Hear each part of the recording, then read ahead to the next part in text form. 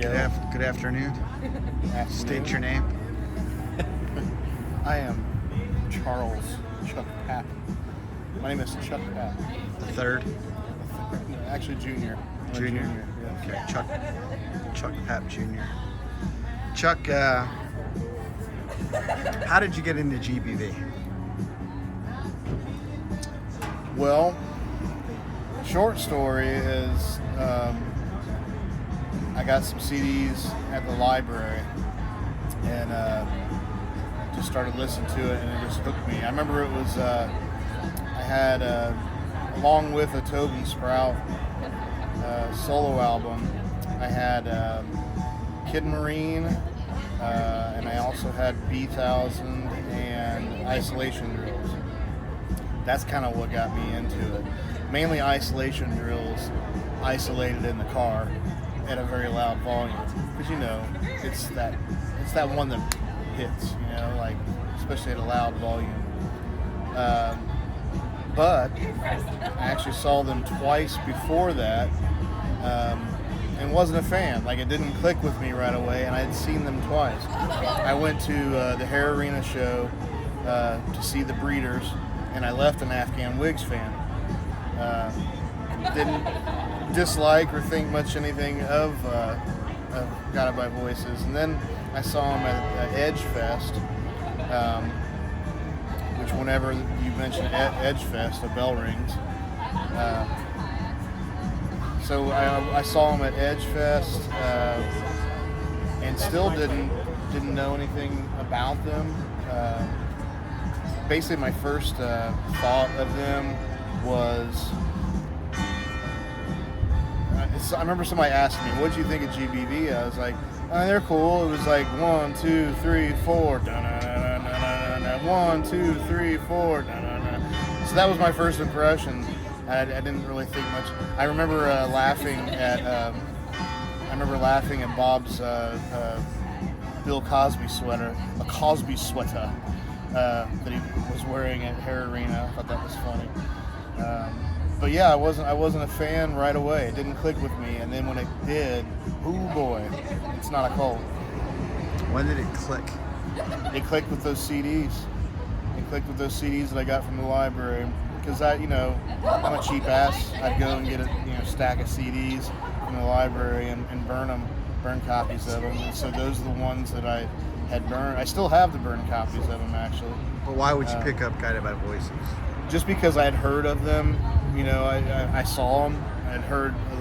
It felt like one of those bands that I feel like I should like, because I had so many friends that were talking about them and stuff. And I have more of a metal background, and then when the whole alternative boom happened, I kind of followed along with that, because metal started to suck with the hair metal and shit like that. So I kind of broke away from that. I still love all that metal, don't get me wrong, but the old school shit, like thrash. But yeah, I came from a different school of thought with music. I didn't get the lo-fi thing at first. It was like things like Isolation Drills and Tractor Rape Chain. Probably Tractor Rape Chain was the first song that I remember really clicking with me. Like, this is really good. This is what everybody's been talking about. Like, you gotta dig deep into. So then I heard the beauty in the stuff that honestly sounded like shit. It was recorded like shit. It was recorded on a boombox in a basement. I didn't have any need for that. As a musician, I felt like everything had to be polished, and I was big into progressive rock and wanted to hear everything, crazy time signatures and perfect, flawless performances and takes, and Bob left the mistakes in it. And I didn't get it at first. At first I was like, well, why would you not flesh things out, all the way? Because Bob has too many ideas. He's got to get them all out. So next song. I didn't get it at first, but when I did, like I said, it really hit when it finally did. That was Tractor Rape Chain that hit. Yeah, I can't remember if that was the song, but that's the first song I remember being like, hey, check this out, and playing it for other people. Like, listen to this shit. Listen how good this is. And a lot of people didn't get it. They're like, it sounds like shit, because they couldn't hear it beyond the production value. That's Right. kind of where I was at first. That's why it took me a while. That's why I took Isolation Drills, one of their more polished albums, for me to appreciate them. And then I started hearing, what was great on Vampire on Titus. I didn't get it at first because to me it just sounded like somebody who didn't give a fuck recording an album. I didn't hear the beauty in each song until later. Yeah, for me, Tractor Rape Chain was definitely one of the first songs that hit. Mm-hmm.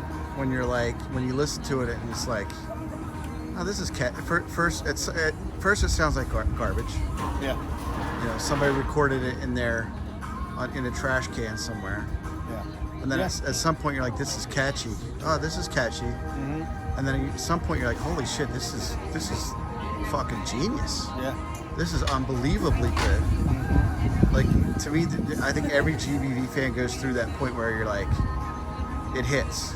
Yeah. Like how good it is. It's not just good. And as a fan, album after album comes out, and of course some of them don't hit you right away. Some of them have a slow burn. Some of them do hit right away. Like Space Gun hit for me immediately. And then something like Sweating the Plague didn't necessarily hit me right away, but when it did, it fucking did. Yeah. Yep. I've had that same feeling where pretty much every GBV album I bought, I thought, oh, this one's not that good. Maybe they've hit the wall. And then after 3 or 4 listens, I'm like, this is freaking fantastic. Yeah. Slow burn. Sometimes it takes a minute. What's your favorite Guided by Voices song? My favorite? Shit. No, the song that makes you raise your hands. It's that song. Oh, that's good. That's good. GBV Church song. That's good. Really? I love that one, but I wouldn't say it's my favorite. It's one that definitely, like when it came out, and when I started playing it, that's when when Space Gun came out, and I started playing that song, it really hit me. But as far as like my favorite, one of my favorite Bob songs is probably Submarine Teams. I just really I loved it ever since I saw that video, the Who went home and cried, and they're on the front porch and jamming that song before a show. They're just jamming on the. That one does it for me. That one does it, and wow. Favorite song, man. I know I'm forgetting. There's the right one. There's a right answer to this question, but I can't think of what it would be. Submarine Team is great. I love When She Turns 50. I love that song. I don't know what I think it clicked with me. I was about ready to turn 50 myself, and it was like my favorite song of that summer. When She Turns 50. I really love most of the songs on the Hold On Hope EP. Uphill Crick, or Crick Uphill. That one is like the perfect. That's the best Beatles / Kinks song that they never wrote. I mean, like that's one of my current favorites that I can't stop playing. I got that CD in my car. It rarely leaves the player. What's one that you'd like to see them do live that you haven't seen them do live?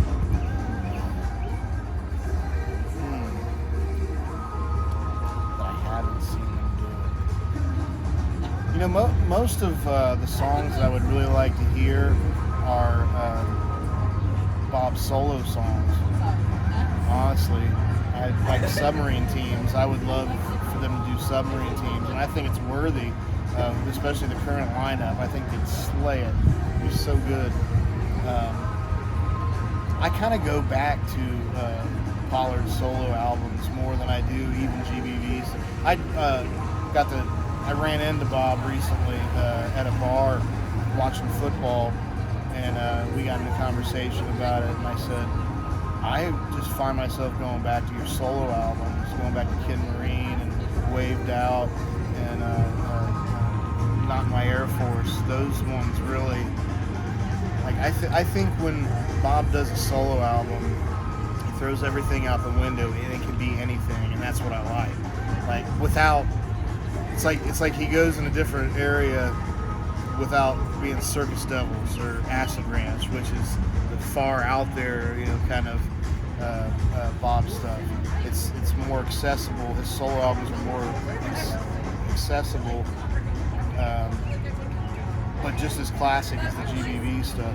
And when I told him that, he said, Sarah's been telling me I need to do another solo album.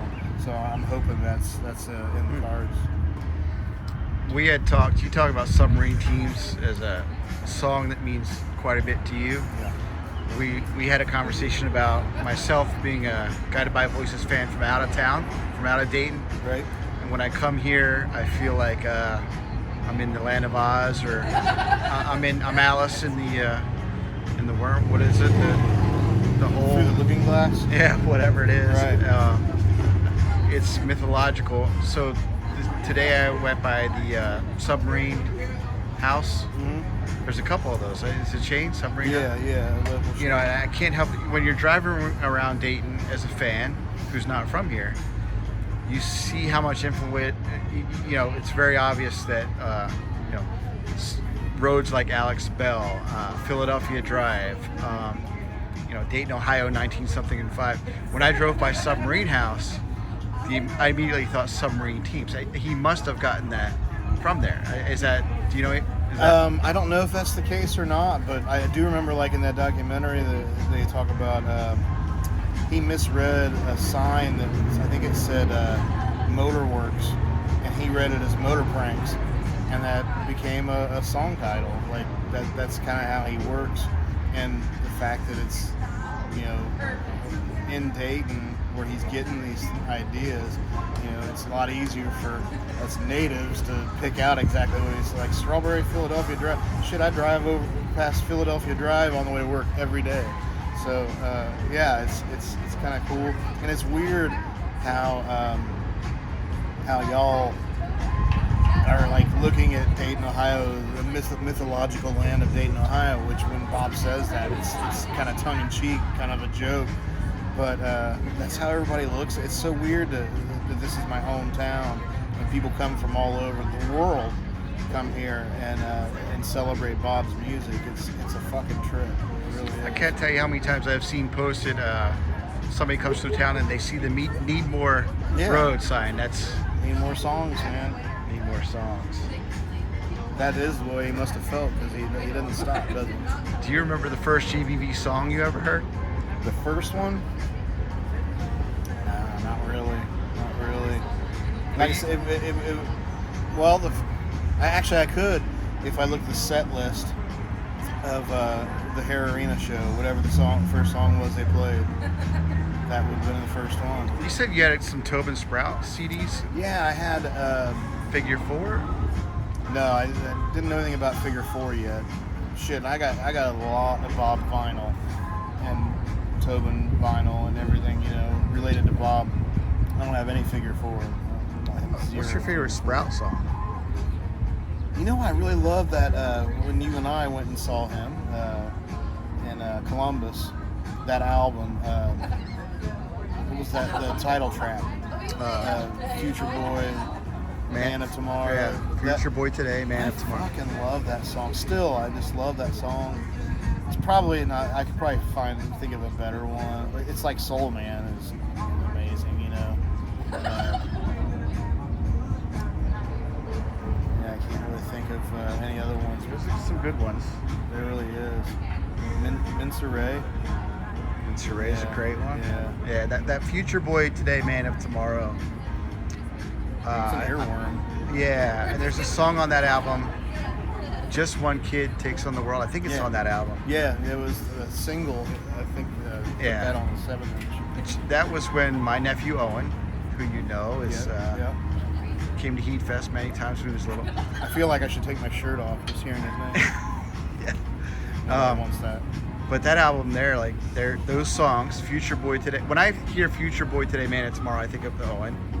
You know, that whole album of Just One Kid Takes on the World. I made a video of Owen jumping off his bike into some leaves. Okay. And it was Just One Kid Takes on the World.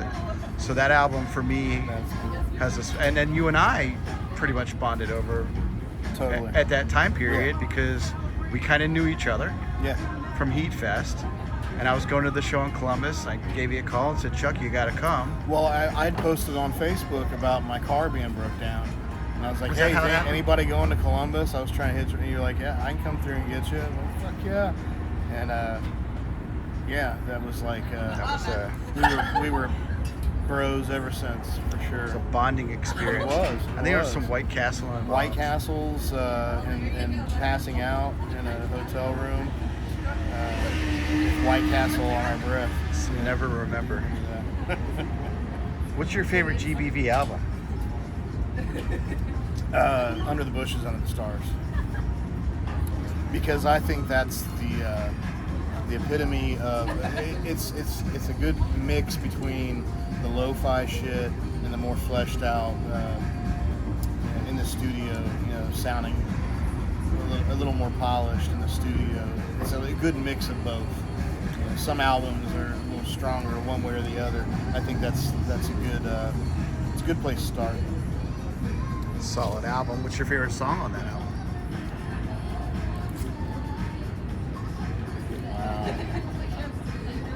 Two or three. I mean, that's got Cut Out Witch on there, right? Yeah. Yeah, and a man called Aerodynamics.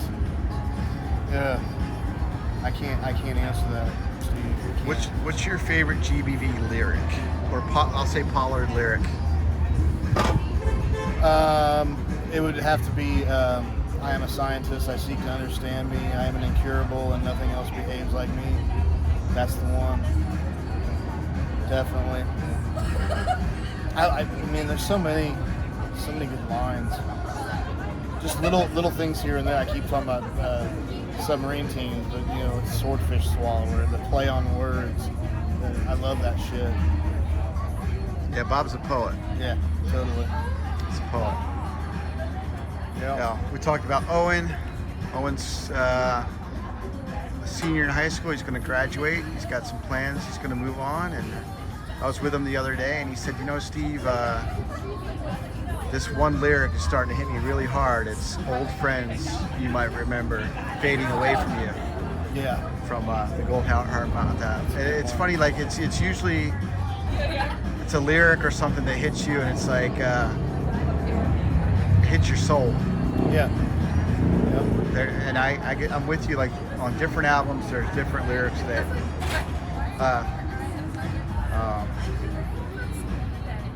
Trying to think of one myself. What is it? Big Boring Wedding, which is a song we do with my band, the Teenage FBI. It's hard to believe that you just. How's it go? It's hard to imagine that you just want to leave. Yeah. With yellow photos, pocket-sized. I mean, that's a good one. It's a heartbreaking lyric. Yeah. Yeah. Yeah. Sure.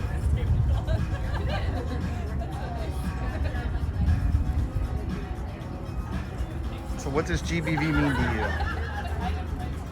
What do they mean to me? Well, I mean, I have a lot of favorite bands. I have a lot of bands I'm really into, but GBV,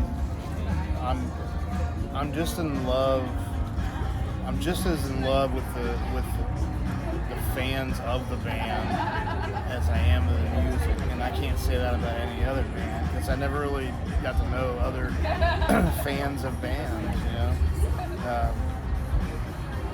But getting to know all the people that get into Guided by Voices, getting to know those people like you and others, like I've never seen anything like it. It really is a family.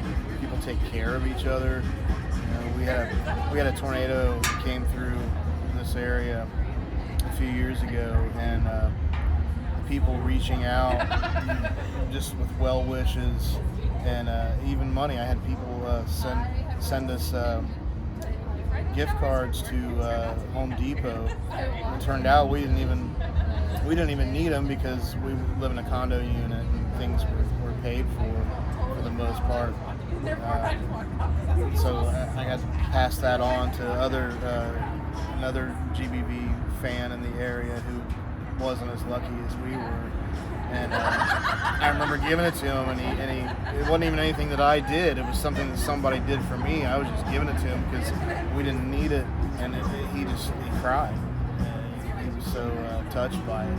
That's what is great about the band and the fans. There's nothing like it. Nothing like this family that we've got. Yeah, I mentioned to you earlier that during the reunion eras, when I kind of ramped up my fandom and I wanted to hit every show I could, and I would go by nobody wanted to go to every GBV. It's hard enough to get a friend to go to one GBV show, let alone a dozen. And I didn't know anybody. I would go to a show but over time I'd meet people at shows. I'd see the same people over and over at different shows. You go to Heat Fest and you meet people. Like you mentioned, we met at, I think, probably at Heat Fest at some point.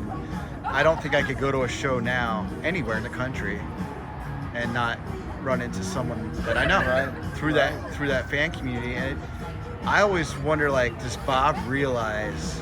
Could he even imagine how big and how tight that community is? I think he might know now, just because other people around him. I know he doesn't do online. I don't even think he does emails. I've heard he doesn't even really, or he might do just emails. I don't know. I'm not gonna pretend to know, but I know that he doesn't really get into social media and stuff. Yeah. But I believe that his wife does, and other people around him, keep up on that, because I know she takes care of his art department and things like that. So she sees that. I know he hears about a lot of stuff. And I think I hope he's impressed by it. He started. Yeah, I mentioned earlier that I was talking to a gentleman who met his current girlfriend, through the GBV community. Won't name names at the moment, but I know that you and I both know of other couples that have gotten together through GBV. Yeah. There's some marriages that I can think of at the top of my head. We saw the proposal at the Yellow Springs Fair with Jared and you gotta cut that out. I forgot her name. Yeah. But the Pearsons. Yeah, it's the Pearsons. Yeah. So fucking it's cool. And what's even cooler is I don't know if you all out there watching this know, but here in a couple weeks, my buddy Risley has decided for my birthday to fly me out to see GBV in Washington one night and Philly the next night. That's what happens with the GBV family. Shit like this happens all the time. I couldn't be happier, man. And what's funny is I've never seen GBV outside of Ohio, except for Kentucky, but that doesn't count because it's right over the border. So this will be the first time I've seen GBV, and I don't know if I've seen GBV at least 30 times, probably more. So this will be the first time out of state, which is kind of crazy. Yeah, I wonder if the East Coast is ready for you. We'll see. Barbara, we're going to introduce at this point Chuck's significant other. The best part of me. Barbara. Would you mind kind of just pulling up? No, I don't mind. Pulling up a chair? No, I wasn't ready. No, it's okay. It's okay. It's a very informal process we have going on here. You want to grab a chair? Or? Yeah. Your yellow cap. We're not very gentlemanlike. We're like, grab a chair. Grab a chair, lady. It's no problem. So this is Chuck's lovely wife, Barbara. Hi. Barbara, what's it like to be the significant other of a diehard GBV fan? It has good days and bad days. So when we were first introduced ourselves to each other, we definitely knew there was an attraction, and we started talking about music, and music was part of our attraction to each other. And then he shared with me his critically emotionally support attachment to GBV.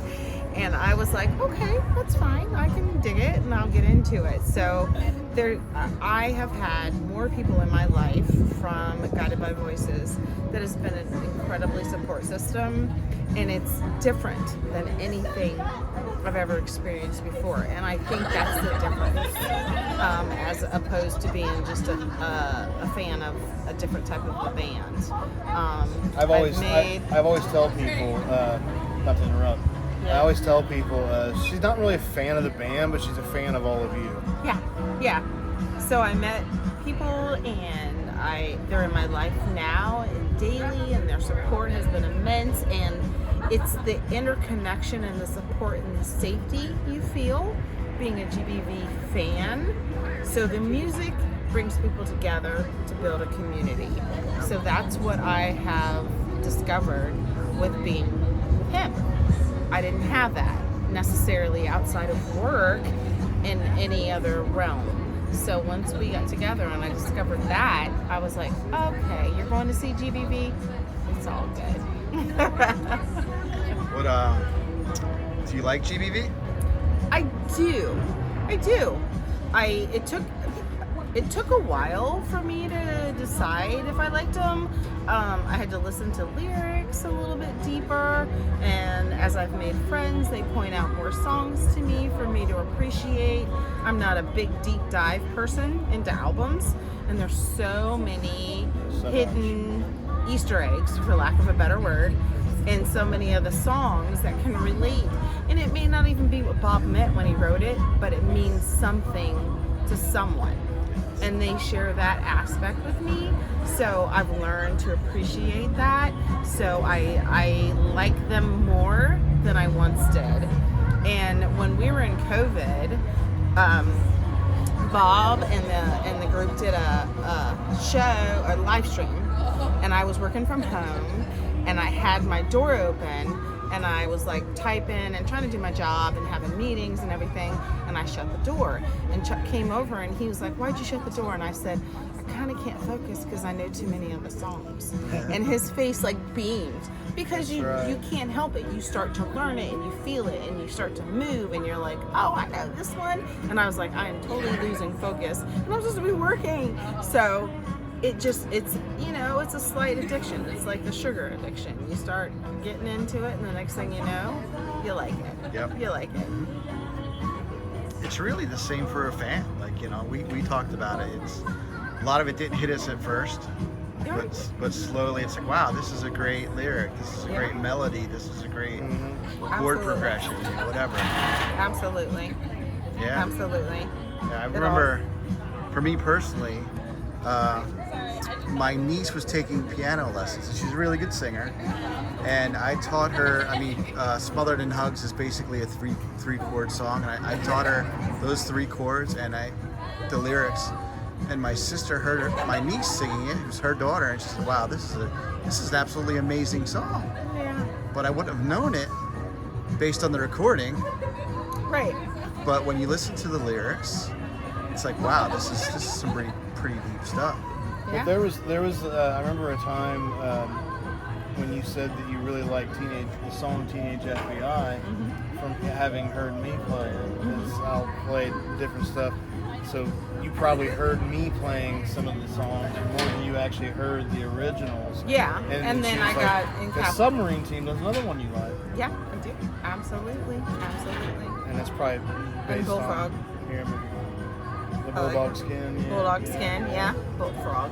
Bulldog Skin, I like that. And then there's that ongoing joke with your daughter, my stepdaughter, your daughter, our girl. Yeah. And that every time, she would hear that song, she would interpret the lyrics a little bit differently. So we do that just for fun. Botox Skin. It's when she was a kid, she thought they were saying Botox Skin.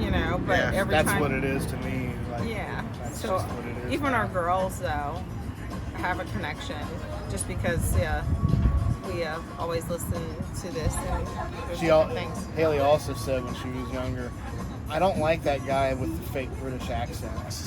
Yeah, I don't know that part. That's funny. Are there any other misunderstood lyrics that when you realized what they were, like you thought it was something Oh, else? sexless. Oh, I screwed up. I am Was a it- scientist in so many ways, it ain't even funny. I made up my own lyrics. I decided it was some environmental protest in which I made up lyrics that now that I know what they actually are, I was like, oh, I was doing too much. Well, maybe it is. But, Who knows? you know, right. Who knows? But I definitely love that song. That's for sure. That's for sure. I remember being at the Springfield show and you looking over at me saying, I like this song a lot. And it was Haircuts Fakes. That's a good one. So that's another one. Yeah. I think that disarm the set Settlers. Yeah, I It's think settlers, but it sounds like sexless. yeah. Some people say it's set list. Yeah. Disarm the Set set list, list. yeah. Disarm this. And it is definitely fired. It's not filed. Empties crushed and Fired away. fired. You You sure? don't file away an empty beer can. You fire it away. Yes. But no, I can't think of any other ones. That's a good one. Any final thoughts? I love GBV. I love people who love GBV. And I don't like loud motorcycles. Awesome. Thank you for your time, guys. Love you, Thank bub. you. Love you.